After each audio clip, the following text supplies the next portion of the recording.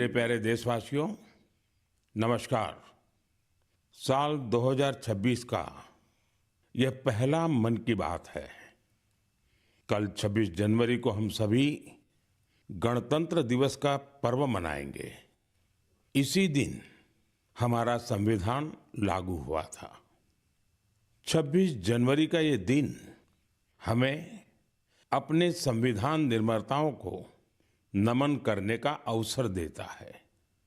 आज 25 जनवरी का दिन भी बहुत अहम है। आज नेशनल वोटर्स डे है, मतदाता दिवस है। मतदाता ही लोकतंत्र की आत्मा होता है।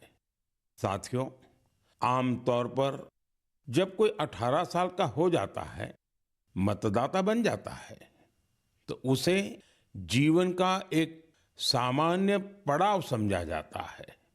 लेकिन दरअसल ये अवसर किसी भी भारतीय के जीवन का बहुत बड़ा माइलस्टोन होता है। इसलिए बहुत जरूरी है कि हम देश में वोटर बनने का, मतदाता बनने का उत्सव मनाएं। जैसे हम जन्मदिन पर शुभकामनाएं देते हैं और उसे सेलिब्रेट करते हैं, ठीक वैसे ही जब भी कोई युवा पहली बार मतदाता बने तो पूरा मोहल्ला, गांव या फिर शहर एकजुट होकर उसका अभिनंदन करें और मिठाइयां बांटी जाए। इससे लोगों में वोटिंग के प्रति जागरूकता बढ़ेगी। इसके साथ ही यह भावना और सशक्त होगी कि एक वोटर होना कितना मायने रखता है। साथियों, देश में जो भी लोग चुनावी प्रक्रिया से जुड़े रहते हैं, जो हमारे लोकतंत्र को जीवंत बनाए रखने के लिए जमीनी स्तर पर काम करते हैं, मैं उन सभी की बहुत सराहना करना चाहूंगा।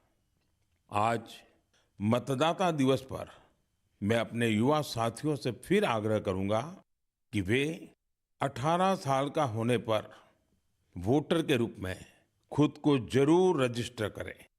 संविधान ने हर नागरिक से जिस कर्तव्य भावना के पालन की अपेक्षा रखी है, इससे वो अपेक्षा भी पूरी होगी और भारत का लोकतंत्र भी मजबूत होगा। मेरे प्यारे देशवासियों, इन दिनों मैं सोशल मीडिया पर एक इंटरेस्टिंग ट्रेंड देख रहा हूं। लोग साल 2016 की अपनी यादों को फिर से ताजा कर रहे हैं। उसी भावना के साथ आज मैं भी आपके साथ अपनी एक मेमोरी को शेयर करना चाहता हूं। 10 साल पहले जनवरी 2016 में हमने एक एम्बिशियस जर्नी की शुरुआत की थी। तब हमें इस बात का एहसास था कि भले ही एक छोटा क्यों न हो, लेकिन ये युवा पीढ़ी के लिए, देश के फ्यूचर के लिए काफी अहम है। तब कुछ लोग ये समझ ही नहीं पाए थे कि आखिर है क्या। साथियों, मैं जिस जर्नी की बात कर रहा हूं वह है स्टार्टअप इंडिया की जर्नी। इस अद्भुत जर्नी के हीरो हमारे युवा साथी हैं। अपने कंफर्ट जोन से बाहर निकलकर उन्होंने जो इनोवेशन किए वो इतिहास में दर्ज हो रहे हैं। साथियों, भारत में आज दुनिया का तीसरा सबसे बड़ा स्टार्टअप इकोसिस्टम बन चुका है। ये स्टार्टअप्स लीग से हटके हैं। आज वे ऐसे सेक्टर्स में काम कर रहे हैं जिनके बारे में 10 साल पहले तक कल्पना भी नहीं की जा सकती थी। AI, space, nuclear energy, semiconductors, mobility, green hydrogen, biotechnology, आप नाम लीजिए और कोई ना कोई भारतीय स्टार्टअप उस सेक्टर में काम करते हुए दिख जाएगा। मैं अपने उन सभी युवा साथियों को सैल्यूट करता हूं जो किसी न किसी स्टार्टअप से जुड़े हैं या फिर अपना स्टार्टअप शुरू करना चाहते हैं। साथियों, आज मन की बात के माध्यम से मैं देशवासियों, विशेषकर इंडस्ट्री और स्टार्टअप से जुड़े युवाओं से एक आग्रह जरूर करना चाहता हूं। भारत की इकोनॉमी तेजी से आगे बढ़ रही है। भारत पर दुनिया की नजरें हैं। ऐसे समय में हम सब पर एक बहुत बड़ी जिम्मेदारी भी है। वो जिम्मेदारी है क्वालिटी पर जोर देने की। होती है, चलती है, चल जाएगा, ये युग चला गया। आइए इस वर्ष हम पूरी ताकत से क्वालिटी को प्राथमिकता दें। हम सबका एक ही मंत्र हो, क्वालिटी, क्वालिटी और सिर्फ क्वालिटी। कल से आज बेहतर क्वालिटी। हम जो भी मैन्युफैक्चर कर रहे हैं उसकी क्वालिटी को बेहतर बनाने का संकल्प लें। चाहे हमारे टेक्सटाइल हो, टेक्नोलॉजी हो या फिर electronics, even packaging. Indian product का मतलब ही बन जाए टॉप क्वालिटी। आइए एक्सीलेंस को हम अपना बेंचमार्क बनाएं। हम संकल्प लें, क्वालिटी में न कोई कमी होगी, न क्वालिटी से कोई समझौता होगा। और मैंने तो लाल किले से कहा था, जीरो डिफेक्ट, जीरो इफेक्ट। ऐसा करके ही हम विकसित भारत की यात्रा को तेजी से आगे ले जा पाएंगे। मेरे प्यारे देशवासियों, हमारे देश के लोग बहुत इनोवेटिव है। समस्याओं का समाधान ढूंढना हमारे देशवासियों के स्वभाव में है। कुछ लोग ये काम स्टार्टअप्स के जरिए करते हैं, तो कुछ लोग समाज की सामूहिक शक्ति से रास्ता निकालने का प्रयास करते हैं। ऐसा ही एक प्रयास उत्तर प्रदेश के आजमगढ़ में सामने आया है। यहां से होकर गुजरने वाली तमसा नदी को लोगों ने नया जीवन दिया है। तमसा केवल एक नदी नहीं, बल्कि हमारी सांस्कृतिक और आध्यात्मिक विरासत की सजीव धारा है। अयोध्या से निकलकर गंगा में समाहित होने वाली यह नदी कभी इस क्षेत्र के लोगों के जनजीवन की धुरी हुआ करती थी, लेकिन प्रदूषण की वजह से इसकी अविरल धारा में रुकावट आने लगी थी। गाद, कूड़ा कचरा और गंदगी ने इस नदी के प्रवाह को रोक दिया था। इसके बाद यहाँ के लोगों ने इसे एक नया जीवन देने का अभियान शुरू किया। नदी की सफाई की गई और उसके किनारों पर छायादार, फलदार पेड़ लगाए गए। स्थानीय लोग कर्तव्य भावना से इस काम में जुटे और सबके प्रयास से नदी का पुनरुद्धार हो गया। साथियों, जन भागीदारी का ऐसा ही प्रयास आंध्र प्रदेश के अनंतपुर में भी देखने को मिला है। यह वह क्षेत्र है जो सूखे की गंभीर समस्या से जूझता रहा है। यहाँ की मिट्टी लाल और बलुई है। यही वजह है कि लोगों को पानी की कमी का सामना करना पड़ता है। यहाँ के कई क्षेत्रों में लंबे समय तक बारिश नहीं होती है। कई बार तो लोग अनंतपुर की तुलना रेगिस्तान में सूखे की स्थिति से भी कर देते हैं। साथियों, इस समस्या के समाधान के लिए स्थानीय लोगों ने जलाशयों को साफ करने का संकल्प लिया। फिर प्रशासन के सहयोग से यहाँ अनंत नीरू संरक्षणम प्रोजेक्ट, इसकी शुरुआत हुई। इस प्रयास के तहत 10 से अधिक जलाशयों को जीवनदान मिला है। उन जलाशयों में अब पानी भरने लगा है। इसके साथ ही 7,000 से अधिक पेड़ भी लगाए गए हैं। यानी अनंतपुर में जल संरक्षण के साथ साथ ग्रीन कवर भी बढ़ा है। यहाँ बच्चे अब तैराकी का आनंद भी ले सकते हैं। एक प्रकार से कहें तो यहाँ का पूरा इकोसिस्टम फिर से निखर उठा है। साथियों, आजमगढ़ हो, अनंतपुर हो या फिर देश की कोई और जगह, ये देखकर खुशी होती है कि लोग एकजुट होकर कर्तव्य भाव से बड़े संकल्प सिद्ध कर रहे हैं। जन भागीदारी और सामूहिकता की यही भावना हमारे देश की सबसे बड़ी ताकत है।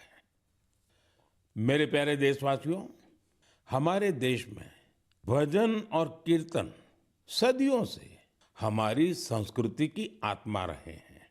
हमने मंदिरों में भजन सुने हैं, कथा सुनते वक्त सुने हैं और हर दौर ने भक्ति को अपने समय के हिसाब से जिया है। आज की पीढ़ी भी कुछ नए कमाल कर रही है। आज के युवाओं ने भक्ति को अपने अनुभव और अपनी जीवन शैली में ढाल दिया है। इसी सोच से एक नया सांस्कृतिक चलन उभर कर सामने आया है। आपने सोशल मीडिया पर ऐसे वीडियो जरूर देखे होंगे। देश के अलग अलग शहरों में बड़ी संख्या में युवा इकट्ठा हो रहे हैं। मंच सजा होता है, रोशनी होती है, संगीत होता है, पूरा तामझाम होता है और माहौल किसी कॉन्सर्ट से जरा भी कम नहीं होता है। ऐसा ही लग रहा है कि जैसे कोई बहुत बड़ा कॉन्सर्ट हो रहा है। लेकिन वहां जो गाया जा रहा होता है वो पूरी तन्मयता के साथ, पूरी लगन के साथ, पूरे लय के साथ, भजन की गूंज। इस चलन को आज भजन क्लबिंग कहा जा रहा है और यह खास तौर पर जैन जी के बीच तेजी से लोकप्रिय हो रहा है।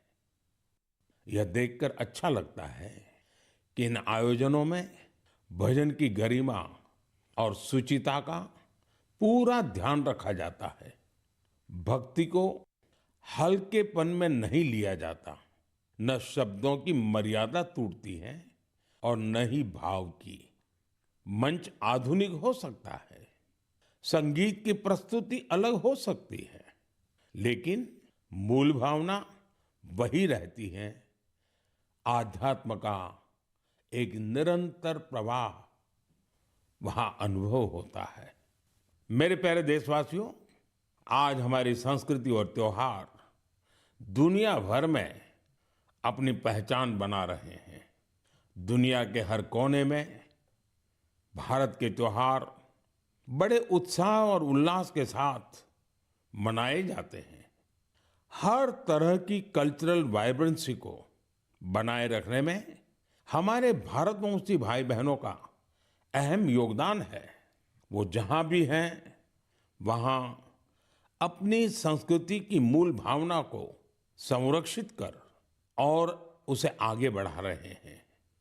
इसको लेकर मलेशिया में भी हमारा भारतीय समुदाय बहुत सराहनीय कार्य कर रहा है।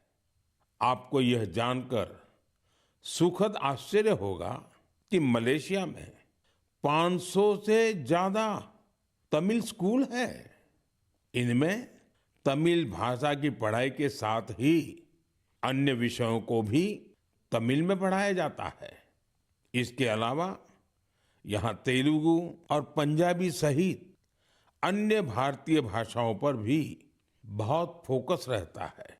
साथियों, भारत और मलेशिया के बीच ऐतिहासिक और सांस्कृतिक संबंधों को मजबूत करने में एक सोसाइटी की बड़ी भूमिका है। इसका नाम है मलेशिया इंडिया हेरिटेज सोसाइटी। अलग अलग कार्यक्रमों के साथ ही यह संस्था एक हेरिटेज वॉक का भी आयोजन करती है। इसमें दोनों देशों को आपस में जोड़ने वाले सांस्कृतिक स्थलों को कवर किया जाता है। पिछले महीने मलेशिया में लाल पाड़ साड़ी आइकॉनिक वॉक, इसका आयोजन किया गया। इस साड़ी का बंगाल की हमारी संस्कृति से विशेष नाता रहा है। इस कार्यक्रम में सबसे अधिक संख्या में इस साड़ी को पहनने का रिकॉर्ड बना। जिसे मलेशियन बुक ऑफ रिकॉर्ड्स में दर्ज किया गया। इस मौके पर ओडिसी डांस और बाउल म्यूजिक ने तो लोगों का दिल जीत लिया। मैं कह सकता हूं, साया बरबांगा देंगान डियास्पोरा इंडिया दी मलेशिया, मेरे का मंबावा इंडिया दान मलेशिया, सेमाकिन टापा। मलेशिया के हमारे भारतवंशियों को मेरी बहुत बहुत शुभकामनाएं। मेरे प्यारे देशवासियों, हम भारत के किसी भी हिस्से में चले जाएं, वहां हमें कुछ न कुछ असाधारण, अभूतपूर्व होते हुए जरूर दिख जाता है। कई बार मीडिया की चकाचौंध में ये बातें जगह नहीं बना पाती, लेकिन इनसे पता चलता है कि हमारे समाज की असली शक्ति क्या है। इनसे हमारे उन वैल्यू सिस्टम्स की भी झलक मिलती है जिनमें एकजुटता की भावना सर्वोपरि है। गुजरात में बेचरा जी के चंदन की गांव की परंपरा अपने आप में अनूठी है। अगर मैं आपसे कहूं कि यहाँ के लोग, विशेषकर बुजुर्ग, अपने घरों में खाना नहीं बनाते, तो आपको हैरत होगी। इसकी वजह गांव का शानदार कम्युनिटी किचन। इस कम्युनिटी किचन में एक साथ पूरे गांव का सबका खाना बनता है और लोग एक साथ बैठकर भोजन करते हैं। बीते 15 वर्षों से यह परंपरा निरंतर चली आ रही है।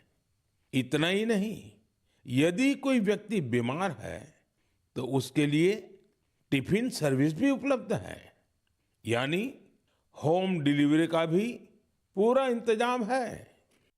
गांव का ये सामूहिक भोजन लोगों को आनंद से भर देता है। ये पहल न केवल लोगों को आपस में जोड़ती है, बल्कि इससे पारिवारिक भावना को भी बढ़ावा मिलता है। साथियों, भारत की परिवार व्यवस्था, फैमिली सिस्टम, हमारी परंपरा का अभिन्न हिस्सा है। दुनिया के कई देशों में इसे बहुत कौतूहल के साथ देखा जाता है। कई देशों में ऐसे फैमिली सिस्टम को लेकर बहुत सम्मान का भाव है। कुछ ही दिन पहले ही मेरे ब्रदर यूएई के राष्ट्रपति महामहिम शेख मोहम्मद बिन जायद अल नाहयान भारत आए थे। उन्होंने मुझे बताया कि यूएई साल 2026 को ईयर ऑफ फैमिली के रूप में मना रहा है। मकसद ये कि वहाँ के लोगों के बीच सौहार्द और सामुदायिक भावना और मजबूत हो। वाकई यह बहुत ही सराहनीय पहल है। साथियों, जब परिवार और समाज की ताकत मिलती है तो हम बड़ी से बड़ी चुनौतियों को परास्त कर सकते हैं। मुझे अनंतनाग के शेखगुंड गांव के बारे में जानकारी मिली है। यहाँ ड्रग्स, तंबाकू, सिगरेट और शराब से जुड़ी चुनौतियां काफी बढ़ गई थी। इन सब को देखकर यहाँ के मीर जाफर जी इतना परेशान हुए कि उन्होंने इस समस्या को दूर करने की ठान ली। उन्होंने गांव के युवाओं से लेकर बुजुर्गों तक सभी को एकजुट किया। उनकी इस पहल का असर कुछ ऐसा रहा कि वहां की दुकानों ने तंबाकू उत्पादों को बेचना ही बंद कर दिया। इस प्रयास से ड्रग्स के खतरों को लेकर भी लोगों में जागरूकता बढ़ी है। साथियों, हमारे देश में ऐसी अनेक संस्थाएं भी हैं जो वर्षों से निस्वार्थ भाव से समाज सेवा में जुटी हैं। जैसे एक संस्था है पश्चिम बंगाल के पूर्व मेदिनीपुर के फरीदपुर में। इसका नाम है विवेकानंद लोक शिक्षा निकेतन। ये संस्था पिछले 4 दशक से बच्चों और बुजुर्गों की देखभाल में जुटी है। गुरुकुल पद्धति की शिक्षा और टीचर्स की ट्रेनिंग के साथ ही ये संस्था समाज कल्याण के कई नेक कार्यों में जुटी है। मेरी कामना है कि निस्वार्थ सेवा का यह भाव देशवासियों के बीच निरंतर और अधिक सशक्त होता रहे।